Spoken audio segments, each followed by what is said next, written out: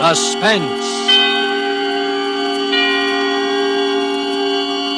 Tonight, Roma Wines bring you the distinguished actor, Mr. Henry Daniell, as star in a play especially written for suspense by a contemporary master of crime fiction, John Dickson Carr. And with the dealings of Mr. Markham, and with the performances of Mr. Henry Daniell in the title role, and of Joan Loring as Judith and Gavin Gordon as Ronald, Roma Wines hope indeed to keep you in suspense. This is the story of a man who commits murder and gets away with it. Does the idea shock you? Do you believe that justice must always be done? But let's be honest with ourselves.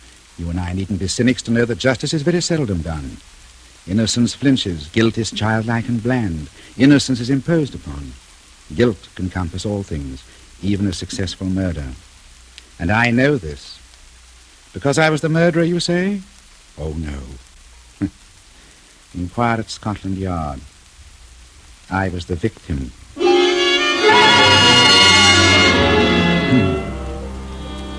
In Bond Street, not far from Piccadilly, there used to be an establishment which in a less fashionable part of town would have been called a shop. On the windows, in letters as discreet as a visiting card, were the words, Charles Markham, antique dealer. Such a delightful fellow, Markham. Such a character. 30 years ago, yes, as long as that, this antique shop was a dingy place, despite deep carpets and crystal chandeliers. It rustled with the ticking of 100 clocks. It was shadowed by damascened armor and the loom of tall tapestries. And late, one summer night, when the shutters were long closed on those windows, a four-wheeler drew up before that door in the gaslit street.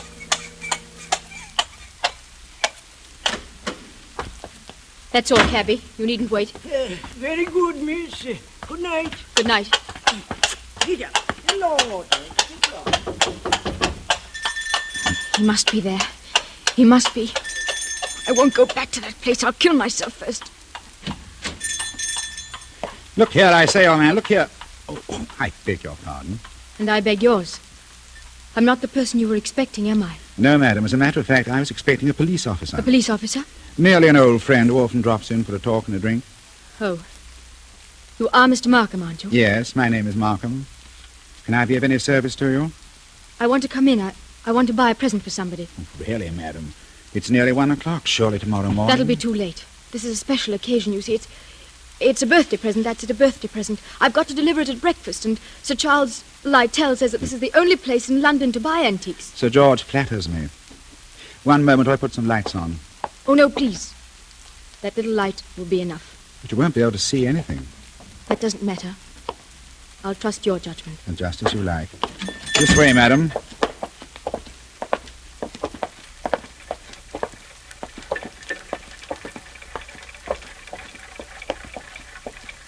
What's that? That noise? You mean the clocks, madam? There are more than 100 clocks in this room. I'm very fond of them. Might I interest you perhaps in a clock? No, I hate them. All the same, this grandfather clock might amuse you. What about it? Observe the signature. Johannes Carver, Londini, fake it AD 1752. You could see better, madam, if you raised that veil. I'll keep my veil down, thank you. Just as you please. But look at the clock. I open the glass face like this. I push the minute hand forward like this. And 1 o'clock and all's well. What? 1 o'clock and all's well. What was that voice? only the clock, madam, nothing more. The clock spoke? Clever, isn't it? A device of old John Carver, anticipating Mr. Edison's gramophone by more than 100 years. But you don't like clocks? No. May I ask whether the present is for a lady or a gentleman? It's for a man. Has he some knowledge of antiques? No. Yes, I mean... Furniture, perhaps? Porcelain? Bronzes? Tapestries? Weapons? He might be very much interested in weapons, yes. Then I imagine his name is Mr. Ronald Gilbert. Will you tell me, Miss Ray, why you really came here tonight? So you know who I am? Naturally, you're Miss Judith Ray. Why did you come here? I wanted to see what sort of man you actually were. And have you found out? No. But I won't go back to prison, I won't. As you will. But since this is to be a business conference, Miss Ray, and I imagine it is... Yes. Then suppose we go into my office here at the back of the shop. Will you precede me? Thank you. You must excuse the dust covers I put on the chairs here. I'm leaving for a holiday tomorrow, and the shop will be closed. When I return next week, Miss Ray, I shall expect the amount requested. In cash, of course. But I can't raise £2,000. You ought to know that. Your fiancé could raise the money, I imagine. Ron? Do you think I'd have Ron know where I've been and what I've been? It's better than having his father learn it, surely. Sit down, Miss Ray. I'd rather stand, thank you. Now, that's a very foolish gesture. But the ladies will do it. They think it gives them dignity and shows their disdain of the poor blackmailer. You see, I make no bones about it. I am a blackmailer. You seem rather proud of yourself. Why not? I am the one person in England, perhaps in the world, who has made it a large-scale business. Congratulations. What is all life but blackmail? The child says, if you don't give me that, I'll scream. The grown woman says, if you go on behaving like this, I'll leave you. Your sex, Miss Ray, are blackmailers from the cradle. You know Charles Markham? Yes. I wonder if anyone has ever hurt you very much. Hurt me? What do you mean? When you talk about the world and people in general, your face goes white under the eyes. You pick up that letter opener from the desk. Not a letter opener, please, Miss Ray. A Medici dagger. 16th century work. It isn't the money that really interests you, is I don't understand. You hate the world. You just want to torture people as you think you've been tortured. Isn't that so? This is a very sharp dagger, Miss Ray. If I throw it down on the desk, it sticks. Like that. Isn't it so, Charles Markham? My motives, Miss Ray, aren't in question. I wonder. Whereas your motives are. Let me see. 10 years ago, in 1903, a certain girl called Letty Wilson, your real name, I believe, fell in love with a rather contemptible underworld character named Arthur Akers. Please. No humiliation was too great for her. She worked for him, lied for him, stole for him. I was only 18. I didn't know what I was doing. This girl, for a very shabby theft, was sentenced to 3 years hard labor at Holloway Prison. 5 months later, she escapes from prison and disappears. All these years afterwards, she appears in the West End as Miss Judith Ray, fashionable milliner. Haven't I made up for it, haven't I? No. For one mistake after 10 years. That's the way of the world, my dear. I didn't create it. And I'm forgetting the best part of the comedy. This paragon of virtue next falls in love with Mr. Ronald Gilbert, son of Major General Sir Edmund Gilbert. Such a respectable family, too. Stop it, please. Then shall we say £2,000? Suppose I did raise the money. I don't know how, but suppose I did raise it. Well? What guarantee would I have that you wouldn't ask for still more money? I probably shall ask for more money, Miss Ray. That's my privilege as a blackmailer. Then I'm never going to be free of you, is that it? Frankly, that's it. Unless I kill you, of course. What if I did kill you? People have threatened that before, but they haven't meant it. Maybe I mean it. Well, you can easily test you out. There's a sharp knife stuck in the desk in front of you. I'm going to get up and deliberately turn my back on you. Like this. Be careful, Charles Markham. As a student of human nature, I'm curious. How much will you risk to keep this secret? Have you the courage to kill and risk hanging? Yes, I think I have. What was that? Aren't you glad you held back at the last moment, Miss Ray? I said, what was that? That, my dear, was the front doorbell. Probably my friend Inspector Ross from Wigmore Street Police Station. Come on in, old man. Make yourself comfortable. I'll be with you in a minute. You wanted me to try to kill you, didn't you? No, I was merely curious. And in any case, Miss Ray, it would be useless to kill me. Useless? Why? Because I shouldn't die. Don't talk rot. It's quite true. A man in my position must take certain precautions. If you killed me, I shall be back to haunt you within half an hour, and I don't happen to be joking. Come in. Look here, Markham. Ron! Good Lord. Judith. Mr. Ronald Gilbert, as I live. Ron, what are you doing here? He hasn't got anything against you, has he? Speak up, Mr. Gilbert, have I? The fact is, Judith, Look at him, Miss Ray. See how he changes colour and twists his moustache, and altogether resembles a boy caught at the jam cupboard. The perfect picture of a gentleman being a gentleman. Look here, Markham. You're not very clever. You can always make a fool out of me when you start talking. So, let's stop talking. I brought the money. What money? My fee for keeping quiet about you. So you went to Ron, too. You told him about it. Naturally. If possible, always sell your wares in 2 markets. How much money? Never mind, Judith. I'd hoped I could do this without your knowing. How much money, Ron? 3,000. It's all I could raise. Has he told you who I am and what I've been? Look here, Judith. Who that ever cares who you are, what you've been? I happen to be in love with you. Oh, never mind. Let's get out of here. Ron, it's no good. He'll only come back for more. I know that, but what else can we do? Nothing, I'm afraid. Where? What's that knife doing there? Stuck in the desk. Nothing dangerous, I assure you. Oh? Only a curio. Very sharp, of course. Miss Ray was much interested in the dagger. May I have that envelope with the money, please? There you are. Take it. Thank you. As I explained to Miss Ray, I'm leaving tomorrow for a holiday. Hence the general disarray and the dust covers on the chairs. I'm glad we could settle this affair, as you would say, like gentlemen. This is your job, Markham, I suppose. You can't help being what you are.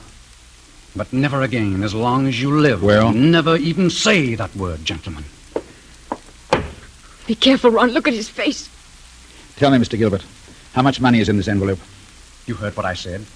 3,000 pounds. Then take it back, my friend. I find we can't strike a bargain after all. What do you mean? Just what I say. Here's your money. You will now oblige me, both you and Miss Ray, by leaving my shop. What do you mean? What are you going to do? Tomorrow morning, perhaps even tonight, I'm going to get in touch with the police. I shall tell them where they can find Letty Wilson, alias Judith Ray. You can't do that, Markham. Oh, yes, he can. You've hit him where it hurts. 3,000 pounds, my friend, is not enough compensation for the way you talk. There's the way through the shop. Shall I escort you to the front door? No. You prefer to stay here and make a fool of yourself? You're not going to tell the police, Markham. I promise you that. And how are you going to stop me? With this! Ron, put that gun away. It's a funny thing, Judith. I felt a bit of a fool, bringing this revolver along, and now I've got a use for it. Oh, yes, I've got a use for it. Maybe the best thing would be for me to go into the street now and call the police. You'll never get to the street, Markham. Get back in here. So both of you, it appears, came here under false pretenses. You said you wanted to pay me some money. The money's still there, but you've lost your chance to get it. And our dear Judith said she wanted to buy a present for you. I showed her this grandfather clock there. This talking clock. Don't go a step beyond that clock, Markham. I warn you. You wouldn't dare. Wouldn't I? No, and I'll call your bluff. 1 step. 2 steps. Ron! I know your whole silly tribe. You wouldn't risk it. You wouldn't. What's happening to me? Don't try to grab at the clock, Markham. It won't save you. You wouldn't risk your life. You wouldn't risk your family position. You wouldn't. 1:15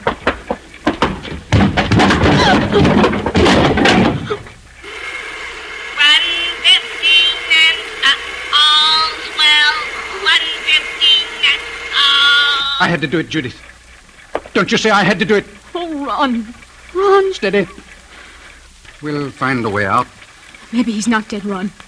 Go and look at him. He's dead, all right. Please, Ron, go and look at him. Well? Shot through the heart. Bullet went clean through him and smashed the face of the grandfather clock. It's all I can see in this dim light. This isn't happening to us. It can't be happening. Got to think. I've got to think. I'm scared. You're not going to give yourself up. Have this whole thing made public? No fear. Wait a minute. There may be a way out. What way? He said he was going for a holiday. It means his absence won't be noticed. The shop will be closed. Nobody will come here for days, and certainly nobody will come here tonight. The police officer. I forgot the police officer. What police officer? A friend of Markham's, Inspector somebody from Wigmore Street. He's expected here tonight. Then we're finished. Ron, could you pick Markham up and carry him? Yes. Yes, I could manage that. Why? There must be a back way out of this shop. Probably in the office. Hurry, Ron. Why, I don't like to touch him. Hurry, Ron, please. He's as heavy as a sack of meal. He seems to be looking straight at me. I know. Everything here seems to have eyes and to move a little in the shadow. Did you see the expression in Markham's eyes? Just before you... No, I didn't notice. He seemed to be looking behind us or beyond us. I don't know how to describe it. And he said something, too, that scared me. He said he couldn't die.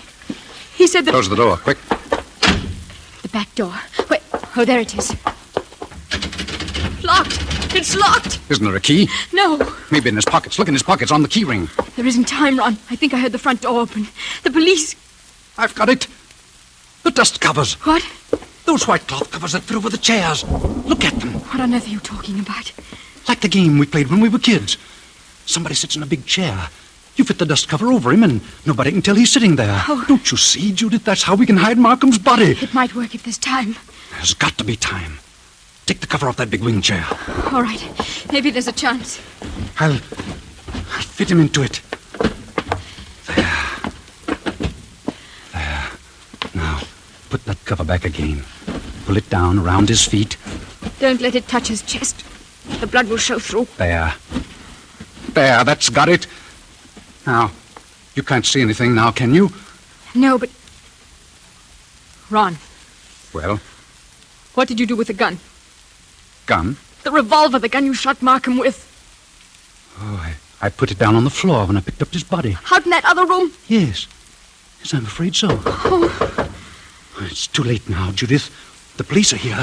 what are we going to say? I don't know. Trust your wits and try to brazen it out.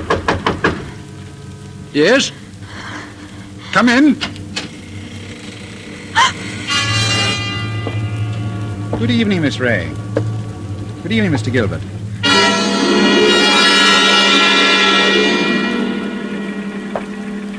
Charles Markham. You're Charles Markham. Correct, Miss Ray. But why should that surprise you? Why do you look as though you were seeing a ghost? Because we are seeing a ghost. If you're Charles Markham, whose body is it? Judith, be careful. Body, Miss Ray? Did you say body? Miss Ray's upset. She doesn't know what she's talking about.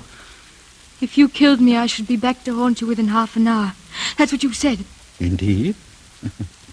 My dear young people, you're very welcome. But the situation is surely a little odd. I come in here and find you two looking as guilty as a pair of murderers in my private office in the middle of the night. There's nothing odd about it. I wanted to buy Judith something, and... At 1 o'clock in the morning. Yes, why not?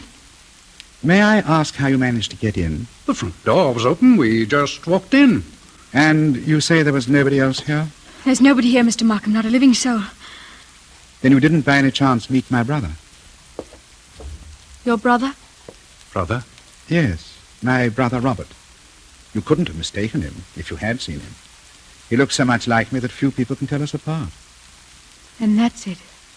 Poor Robert often deputizes for me. He's learned to act like me, think like me, talk like me. But he doesn't like the work much. Of course, you know what my work really is. Your brother? Yes, my brother Robert is an idealist. He thinks, poor fellow, that my profession is beneath contempt. But he acts the part and acts it well because I pay him. And it's convenient. I have a double who will run risks for me. What have you done with his body? We haven't done anything with him. My friend, if you've killed Robert, you've committed a totally useless murder. You don't see him here, do you? No. But I see his handiwork. Meaning what? I've warned him many times about throwing a knife down on a polished desktop. Those scratches on the desk are fresh scratches. Of course, if you give me your word of honor, he's not here. Of course he's not here. Oh, well, then, in that case, all we can do is sit down and make ourselves comfortable. Will you sit there, Mr. Gilbert? And you, Miss Ray, how about the wing chair by the window? What's wrong, Miss Ray? Why don't you sit down? Because I prefer to stand, thank you. Then perhaps you won't mind if I sit in the wing chair. It's a very comfortable one. My brother always says... Don't sit down there. No, don't sit down there. So that's it. Yes, that's it. What's the use of going on like this? I killed him. You admit that? Yes, I admit it. But Judith had nothing to do with this. I swear she hadn't. My telephone, you notice, is against the wall. I shall have to turn my back to you when I ring. Ring where? Wigmore Street Police Station. Give him a chance. Please give him a chance.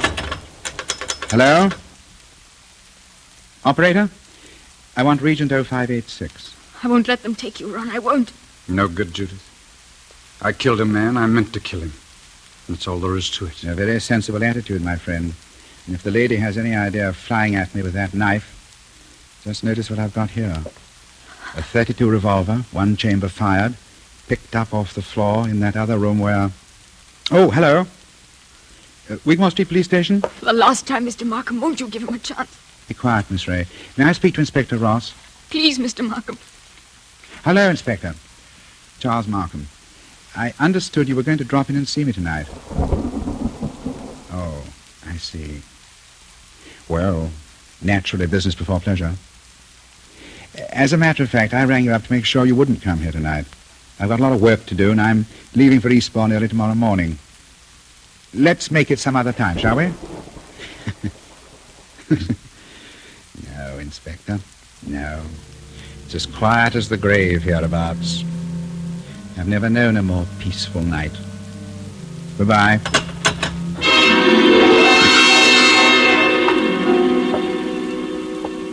Why did you do that? Please don't excite yourself, Miss Ray. Didn't you hear what I told the inspector? Yes. Is this some more trickery? Trickery? How can that be? I don't know. That's what I'm asking you. I should call it generous, when I let my poor brother's death go unavenged. You're not doing this without a reason. Naturally not. Has it occurred to you, either of you, that I might not want my business dealings revealed in court? What are you driving at? Has it also occurred to you that a man's double, who looks exactly like him and shares all his secrets, may become a danger rather than an asset? He knows too much. He wants too much, and so... I think I understand. You're glad he's dead. Not glad, my dear. You've shocked my brotherly feelings, but definitely relieved. Look here, you can't get away with this. Get away with it, sir? Come now. Aren't you forgetting that you're the murderer? And what are you going to do? It's very simple. We three, in an unholy partnership, will dispose of Robert's body. Or would you rather hang? He's got us, Ron. There's no other way. But how can we dispose of the body? Oh, this seems worse than killing him. It's a filthy, cold-blooded... Practical necessity. As for disposing of the body, nothing is easier. We shall simply gather the necessary materials and then...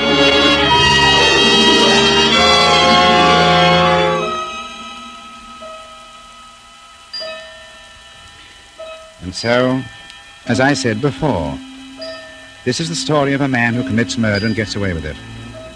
Ronald Gilbert looks back across the years and is still firmly convinced of his own guilt. But of course, Gilbert never shot anybody. I was the man who committed the murder. 1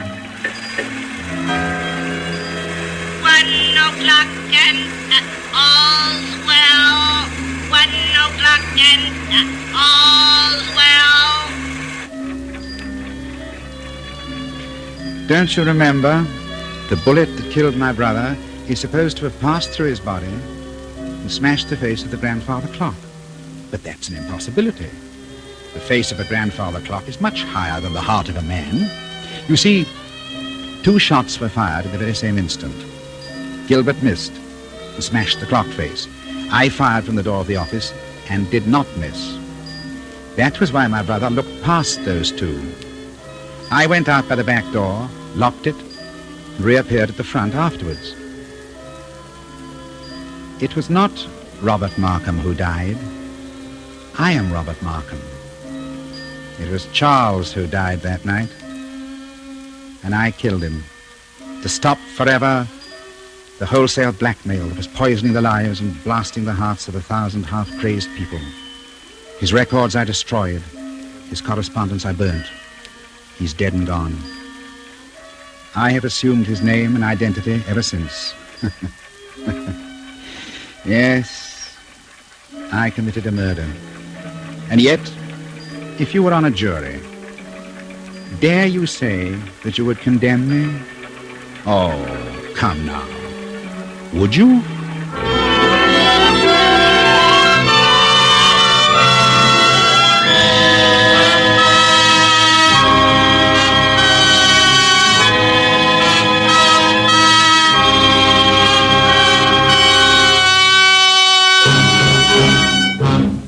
And so closes the dealings of Mr. Markham, in which Roma Wines have brought you Henry Daniell as star, with Joan Loring as Judith, and Gavin Gordon as Ronald, in tonight's study in Suspense.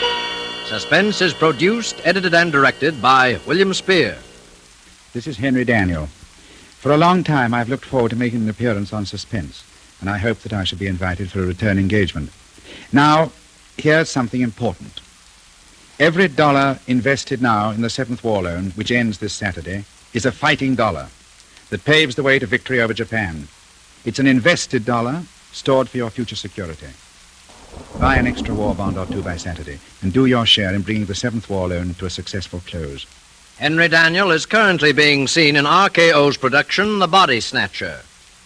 Joan Loring is currently being seen in the Warner Brothers production, The Corn is Green, and will be starred on Suspense at a later date. Next Thursday, you will hear Mr. George Coulouris as star of Suspense.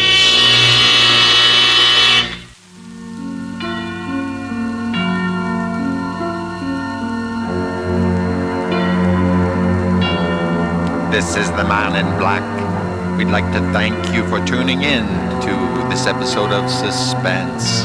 Please hit the like, subscribe, and notification bell so that we can continue to keep you in suspense.